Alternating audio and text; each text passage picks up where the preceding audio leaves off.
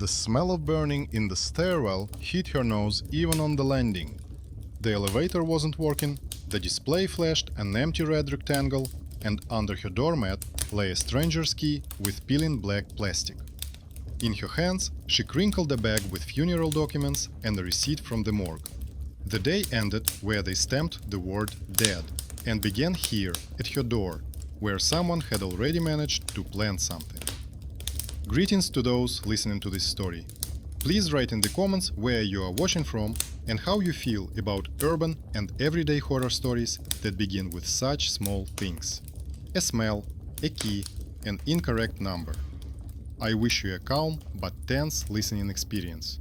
What follows is just a familiar house and what can no longer be explained in it.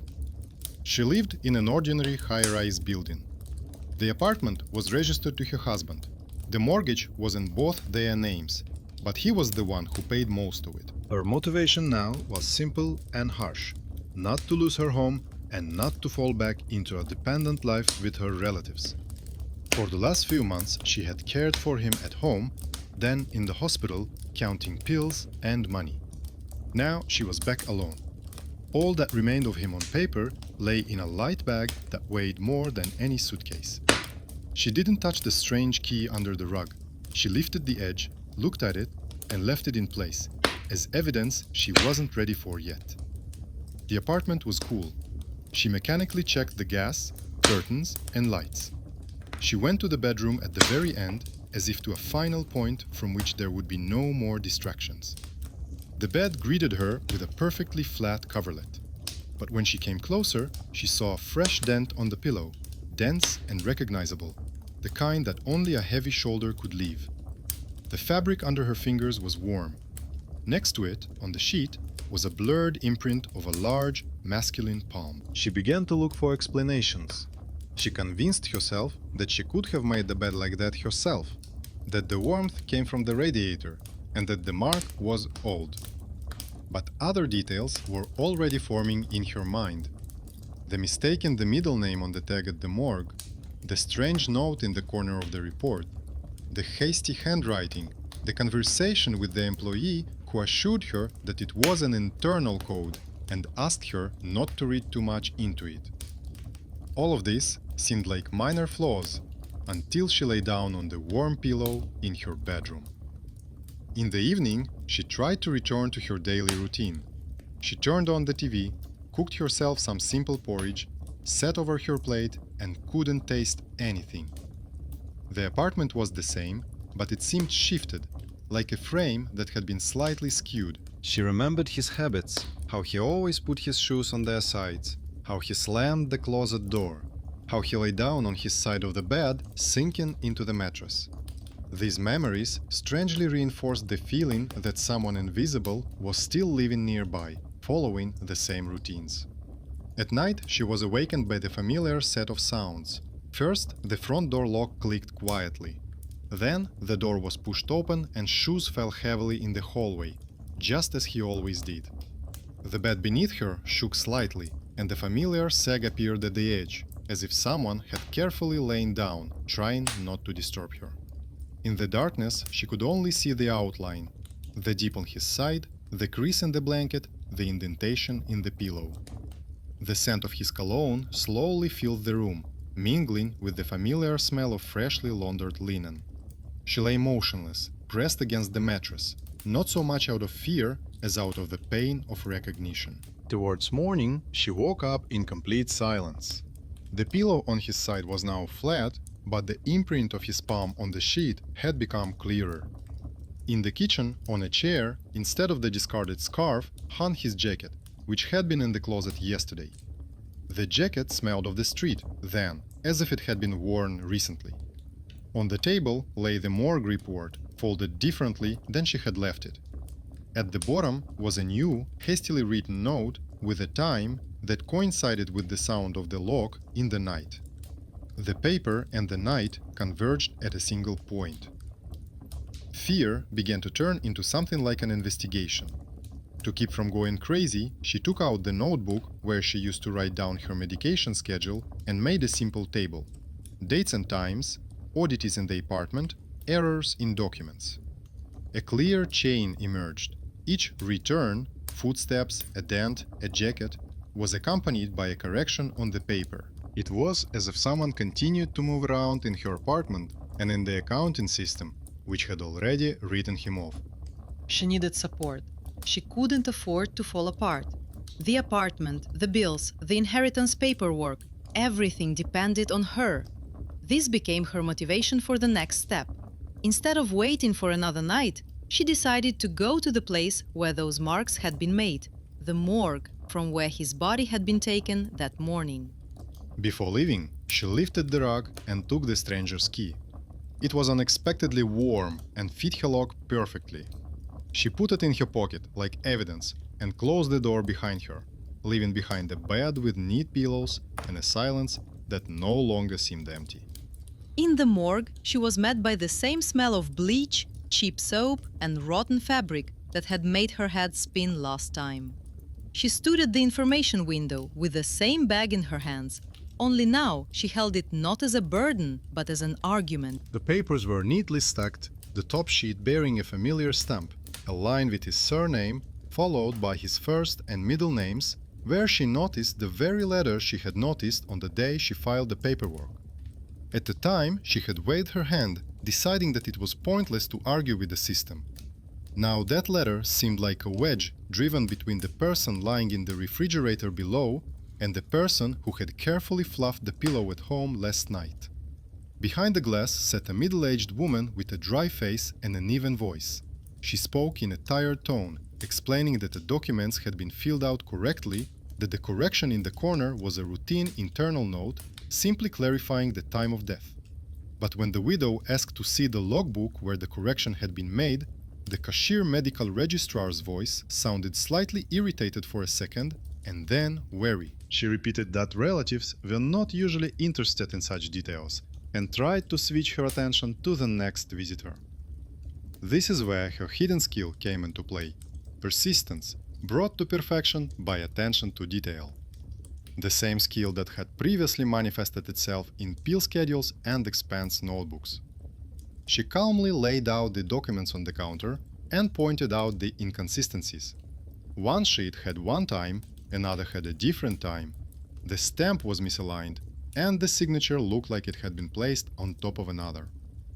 She reminded them of the receipt for services, which also had a time that matched the nighttime rustling of the lock on her apartment door. The woman behind the glass initially waved her off, but then got up and went deeper into the office, taking the papers with her. The morgue corridor was empty. An old shift schedule with crooked lines hung on the wall. Several names had been crossed out, and others added next to them. Next to the schedule was a sheet with a safety rule. The refrigerator number must match the number in the logbook. No mistakes allowed. It was this sheet that she glanced at mechanically, and it became the first hint. Someone had obviously already made a mistake if they had to hang up such a separate piece of paper. An unexpected helper turned out to be a young orderly in a wrinkled gown whom everyone passed by without noticing. He rolled a cart out of the door, saw her standing empty-handed at the counter, and asked if she was waiting for a body or just a certificate. There was no sympathy in his question, only the habitual businesslike manner of a person who works with the dead and the living every day and is not afraid. She briefly explained that her husband's body had been taken away the day before, and now she wanted to understand why the times in the documents did not match. The orderly frowned and said that according to the rules, only the senior doctor could make changes. But he glanced at the shift schedule and added that someone else had been on duty last night who was not there now. He still walked her to the door of the service corridor. There, in the back, stood a metal cabinet with the numbers of the lockers written on the door in marker. The orderly opened the registration log and scanned the columns. The number was entered in the line with her husband's surname, but there was a thin line drawn in blue pen along the edge, crossing out this entry and drawing the eye down to the next empty line. There, in different handwriting, the same name was written, but with a corrected patronymic and a new locker number. The old number was empty, and someone had added a short "cancelled" in brackets next to it. She realized that this was the old connection. a past action that was coming back to haunt her. Back in the hospital, she had insisted on taking her husband home early and not leaving him there for additional tests. The young doctor had spent a long time trying to convince her that it would be more convenient for the system, but she had dug her heels in, fearing unnecessary expenses and new paperwork. At the time, she had gained a day and, according to her calculations, money. Now, that saved day had returned in the form of incomprehensible corrections in the log. The orderly looked at the pages over her shoulder and finally admitted that there had been a glitch during the night. The refrigerator where her husband was supposed to be lying was empty in the morning, even though it had been sealed the night before. The senior doctor decided to treat it as an internal error and rewrote the line so as not to cause a fuss. He decided that they had forgotten to move the body, mixed it up, and that unnecessary questions would lead to an investigation. The orderly spoke dryly, without mysticism, as if talking about everyday confusion. But these calm words revealed the main point. Where, according to the documents, the dead man should have been lying, there had been no one since the night before. This was the first harsh turn. Confirmation that the disappearance was not just in her head. Papers, receipts, other people's signatures, everything fell into place with the nighttime creak of the door of the house. She realized that her fear was not imaginary. It was backed up by the cold accounting of death. The choice she made next finally exacerbated the threat. Instead of accepting the explanation about a malfunction and leaving, she asked to see the hallway camera footage from the time when the body was supposed to have been taken to the refrigerator. The medical registrar behind the glass tried to refuse, citing internal rules, but the orderly, who by this point was clearly sympathetic to the situation, said that the camera had been recording intermittently for a long time and that almost nothing could be seen. In the end, he was allowed to use the computer, and she stood next to him, staring at the flickering gray screen. The recording was strange. Until midnight, people in robes walked down the corridor. A gurney with a black bag, the number on the tag, which she knew by heart, flashed on the screen. Then the picture jerked and disappeared for a second. When it returned, the gurney was already standing empty against the wall, and the refrigerator door was open. The time in the corner of the frame jumped forward a few minutes, exactly to the moment when, according to her chart, the lock in her apartment closed and the bed sank on his side. The orderly cursed quietly under his breath, then realized she was there and fell awkwardly silent. He tried to rationalize it, saying that the cameras often malfunctioned, that the lights might have been turned off in the warehouse, that someone had turned off the recording. But now he looked alarmed too. This little man, considered simply technical stuff, was the first to take her observations seriously, saw her table, compared the time on the receipt and in the corner of the screen.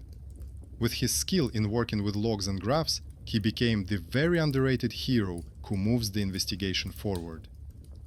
She left the morgue not with an answer, but with a new burden, a copy of a line from the log with a crossed-out number, the approximate time of the camera malfunction, and the orderly's phrase about the empty cell. At the bus stop, she sat with this piece of paper as if it were someone else's letter, and for the first time thought that she could try to blame it all on negligence and coincidence, close her eyes, sell the apartment, and leave.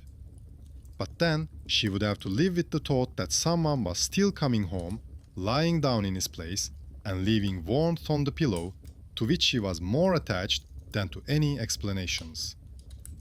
By evening, she decided to do what she had only briefly considered before. When she returned, she did not go straight to the bedroom. Instead, she went to the kitchen, took an old, inexpensive surveillance camera out of a drawer, which had once been bought for the dacha and never installed. The camera was small, with a simple wire and a flashing eye when turned on. She didn't have much technical knowledge, but the instructions were clear.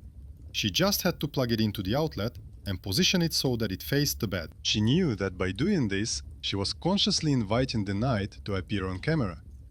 But the need to see, not just feel, became stronger than her fear. In the evening, she walked around the bed for a long time, as if around a line that could not be crossed accidentally. The sheet was clean and smooth, the pillows lay neatly beside it. She placed the camera on the dresser, pointing the lens so that the headboard and both halves of the mattress were in the frame. The wires were hanging awkwardly, so she secured them with tape and checked again that the device was recording without clicking noises so as not to disturb the usual course of the night. The small LED on the body was dim, almost invisible, but in the complete darkness, its flashing became a separate living creature that she already hated. She tried to lie down, as usual, closer to the edge, leaving his half free. During the night, she woke up several times because she was about to mechanically roll over to the center of the bed, as she had been doing for the past few months when she slept alone. She had to remind herself that now the center was a dangerous zone where, according to her feelings, someone was returning. Pipes crackled in the hallway, a door slammed in the neighboring apartment, a siren wailed somewhere, and all this combined into background noise through which she waited for one single sound: the heavy fall of boots in the hallway. When it happened, she knew immediately that she hadn't been mistaken.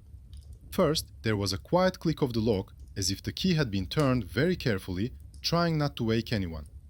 Then, with a familiar dull thud, the boots were turned on their sides, as he always did, to prevent the leather from cracking. She froze, counting her heartbeats and noting to herself that the camera was flashing as evenly as it had during the day when she checked the recording. From the hallway came the faint rustle of clothing, then barely noticeable footsteps down the hallway, a creak at the bedroom door. Not even a creak, but a reminder of it.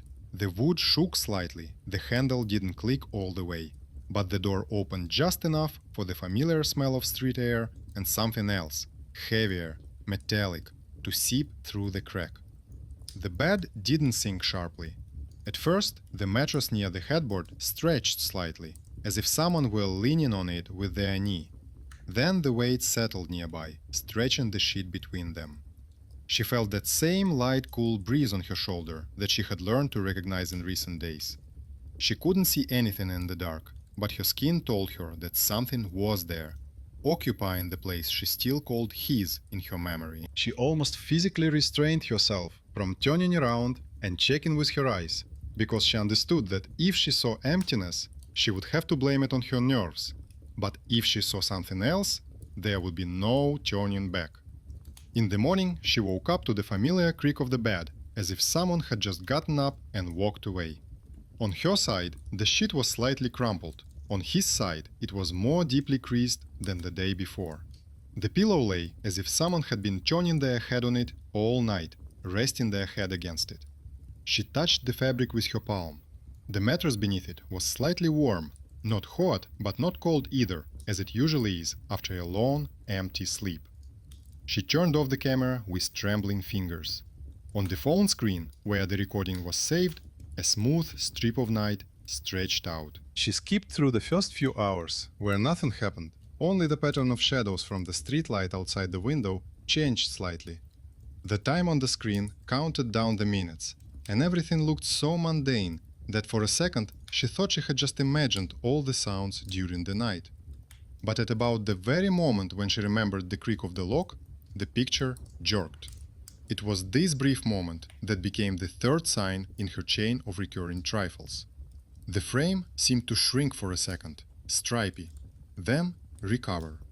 The bed on the screen changed between the two frames. In one, the sheet was almost smooth. In the next, it already had that familiar dent on his side. No one entered the room. The door, which was at the edge of the frame, remained at the same angle.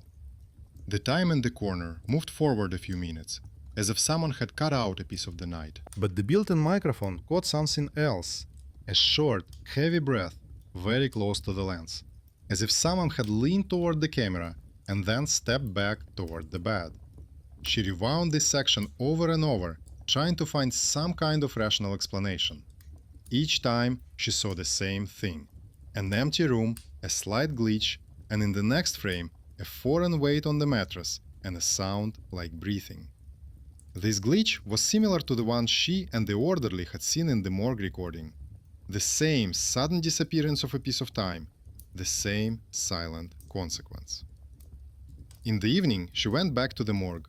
even though she knew that most people would consider this to be beyond the bounds of normal. But now she had not only her feelings, but also the recording. On the way, she reviewed it on her phone, noting the exact time of the jump on a piece of paper so she could compare it with the night log later. It was her quiet, almost school-like investigation. A notebook, a pen, neat columns of hours and minutes, the smell of cheap coffee from the vending machine in the hallway. The orderly met her in the changing room.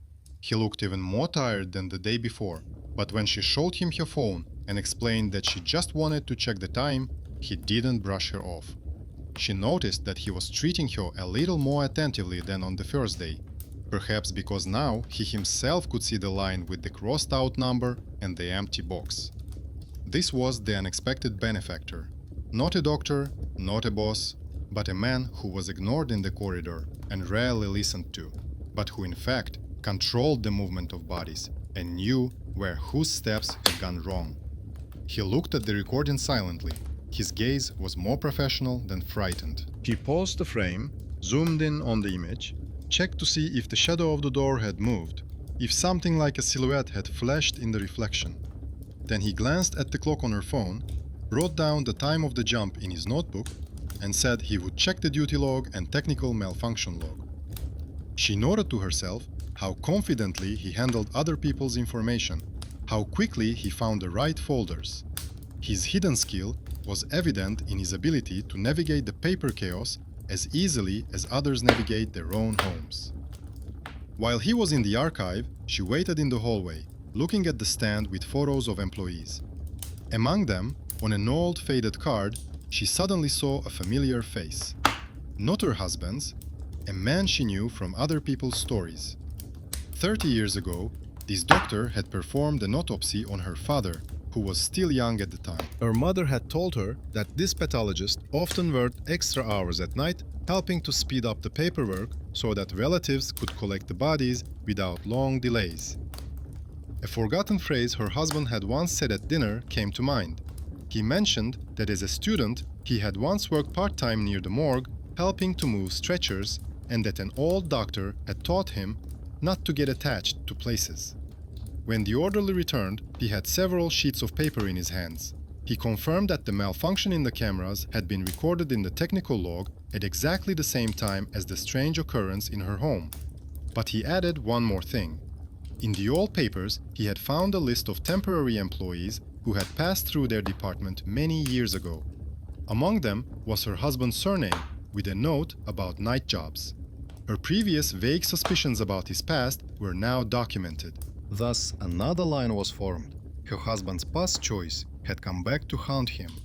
Once upon a time, he himself had agreed to participate in work where bodies were more objects of accounting than people, where they were moved, rearranged, and sometimes mixed up for the convenience of the living.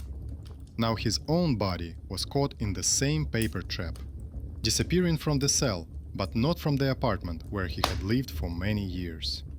And the fact that it was this particular orderly who found the record with his surname made him an unwitting continuer of someone else's mistake, but now with an attempt to correct it. The two of them tried to deal with it rationally. The orderly suggested writing a memo about the discrepancy in the log and the camera malfunction, but immediately warned that at best, the bosses would blame it on the equipment, and at worst, they would blame him. Nevertheless, he wrote down the cell numbers, the time the refrigerator door was opened, and a note about the empty compartment on a separate piece of paper for her. It was a small human gesture that contradicted the instructions, but in this story, it was precisely such small decisions that had real power. At home, she laid out all the papers on the table, the morgue receipts, a copy of the line from the log, the orderly's note, her notebook with her nighttime notes, and the printed stills from the camera. In one of them, when greatly enlarged, something resembling the silhouette of a person sitting on the edge of the bed could indeed be seen in the reflection of the glass cabinet door. It was very blurry, almost accidental, but enough for her eyes to be drawn to this shadow every time. It was at that moment that she realized where all the clues were leading. Everything converged on one point. Someone was occupying a place in her apartment that the system considered empty. and her investigation seemed to be helping him remain between worlds, between an empty refrigerator and a worn pillow. The next step was not about whether to believe or not, but what to do with this knowledge. Leave everything as it is, try to kick them out, finally follow the rules, or admit that part of her was not ready to close the door completely. She stared at the spread out papers and steel frames for a long time, until her eyes began to water from the strain. At that moment, the doorbell rang. The sound was sharp, too bright for late evening, and did not fit well into her neat scheme of thoughts. At first, she decided not to open it, but the ringing repeated, insistent and short, like a service signal. In the peephole stood a man in a jacket with a small bag slung over his shoulder. In his hands he held a thin cardboard envelope with a sticker similar to those used on medical documents. She opened the door slightly, leaving the chain on. The courier said her name and told her he had brought some documents that had been unable to be delivered to her old address for a long time.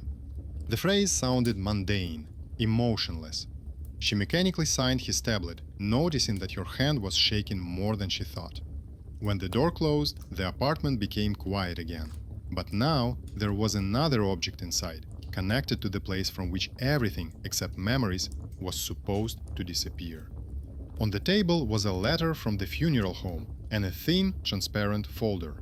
The letter said that a package with her husband's personal belongings had been found in the archives, which had been mistakenly not given to his relatives. The folder contained his old watch, which he had long since stopped wearing because it was slow, and the plastic card with his surname and date of death. Between the sheets was a narrow strip of paper with a number from the morgue refrigerator, the same as she had seen on the shelves. The card was warm, as if it had recently been held in someone's hands, although the papers had clearly been lying in the drawer for a long time. The watch immediately became the fourth recurring sign in her chain. The hands were shaking, but they were still running slow by almost the same amount she had already calculated in her notebook. She placed them on the table next to the printout of the frame where the dent in the bed appeared after the recording glitch. All the clues came together in one simple line. The man who once helped other families get rid of bodies faster found himself stuck between the place where he was supposed to be stored and the place where he lived. At night, he returned stronger than before. She decided in advance to turn off the camera, and it was an important choice. She no longer wanted to turn every rustle into a file that could be rewound later. In the hallway, everything happened according to a familiar scenario. The quiet turn of a key, the fall of boots on their side, the slight push of the door against the wall. But now there was a new sound, a short metallic clink, as if something hard in his pocket had hit the door frame. She knew he always kept his change and keys in the same place, and her memory obediently provided an image from her past life where this sound simply meant he was coming home late from work. This time, the bed sank deeply right away, not from careful sitting down, but from the familiar fall of a tired person into their place. The mattress pulled her toward the center, as if an invisible rope had been stretched between them again. At skin level, it was very similar to how he used to roll closer without asking if he had the strength, desire, or mood to do so. The smell was no longer just that of the street. It was a mixture of the coldness of metal, the faint scent of the morgue, which she had come to remember over the past few days, and something vaguely reminiscent of his former scent of the street and tobacco. She lay with her eyes open, staring stubbornly into the darkness, and realized that she couldn't stay in this state forever. Any system either comes into equilibrium or collapses. Either she would admit that something was living here with her, something whose existence could not be documented on any piece of paper, or she would take a step and cross that very line she had been thinking about at the table that afternoon. The choice was simple in wording, but difficult in essence: to accept death to the end, or to continue feeding the myth. The morning came like punishment. The pillow on his side was flattened, as if a person had lain motionless all night. The sheet retained the distinct imprint of a shoulder and a palm. The dent did not smooth out even when she tried to smooth the fabric with her hand. It was not a random crease, but a clear imprint of weight. In the mirror above the dresser, her own reflection looked tired and unfamiliar, with eyes filled with irritation instead of tears. Not only at what was happening, but also at herself, because she herself continued to leave the place unoccupied, wait for footsteps, set up the camera, and record the time. In the afternoon, she called the orderly. His voice had that wariness that comes from people who are used to constant requests and complaints. But when she briefly explained that she had found a bag with her husband's personal belongings and a card from their ward, he became more attentive. He suggested she come back toward the end of his shift, when there would be fewer prying eyes. This initiative was a step in the right direction, and she realized that he was the very person who seriously took her strange chain of papers, smells, and dents at face value. In a small separate room that smelled of coffee and detergent, she laid out everything she had on the table. The card with the surname, the paper strip with the number, the copy of the journal he had given her to rewrite yesterday, and the photo of his watch. The orderly listened to her until the end without smiling once. Then he said that according to the rules, he had no right to correct anything retroactively, but he could make a note that the body had in fact been handed over to relatives and its further path could not be traced. Formally, this meant that the system would no longer search for him among the cells or keep him on the list as missing. According to him, such notes sometimes help to cover up strange discrepancies so that no one looks for the guilty parties later. He took out a large journal and carefully crossed out the line with her husband's surname. Next to it, he wrote in small, neat handwriting that the body had been released and the documents had been processed. For the system, that was the end of it. For her, it was just part of the job. But even during this simple action, it became easier to breathe. She suddenly realized that, in a sense, she had been waiting her whole life for someone else, another adult, to come and say, "That's it, enough, it's all over here." But apart from herself, no one would seriously say that phrase.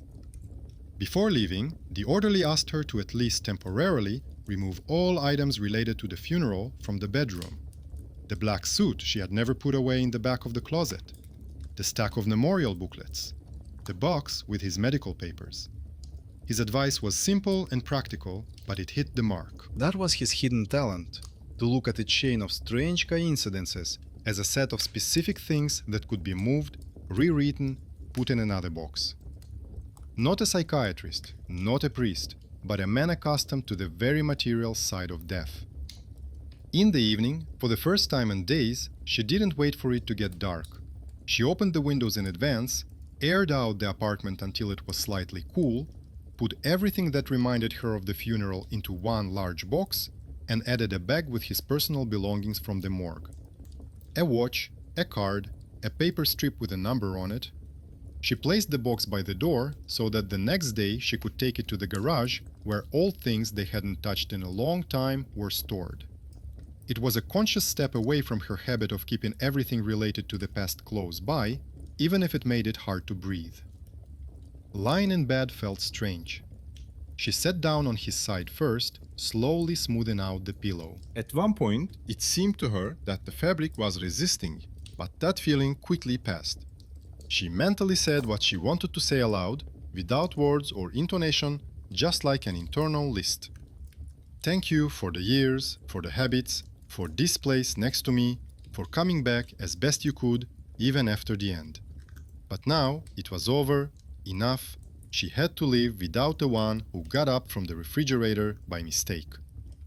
It was not a prayer or an appeal to the other world, just the honest thoughts of a person who had been afraid to admit a simple thing for too long. At night, the sounds came anyway. The lock clicked again so quietly as if someone was used to coming home without waking anyone up. The shoes fell to the side with a barely audible thud. But the footsteps in the hallway were different. Not confident as before, but slow, as if the person was listening to what had changed. The bedroom door shook slightly, but did not open completely. The bed hardly moved. Only the springs closer to the headboard shook for a second, as if someone had leaned on it with their hand, sat down, and immediately got up. She felt a slight push on her back, almost like a farewell gesture, with which he used to push her closer to the center when she was cold. Instead of the familiar feeling of someone else's weight next to her, silence washed over her. Not emptiness, but silence, in which there were no words, no footsteps, no rustling of clothes. Only the faint noise of the night city through the half-open window.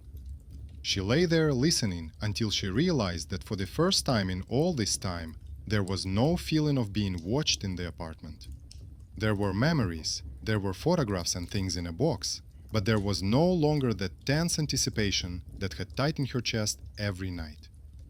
In the morning, the pillow on his side was almost perfectly flat.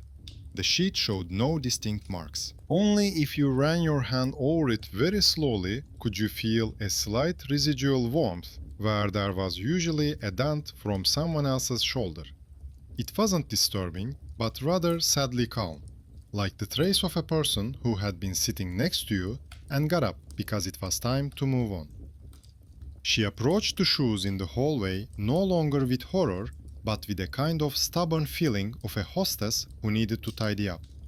She placed them neatly on the shelf, wiped the dust around them, and cleared the extra papers from the table. She moved the camera from the dresser to a drawer and closed it, deciding not to check it every night anymore.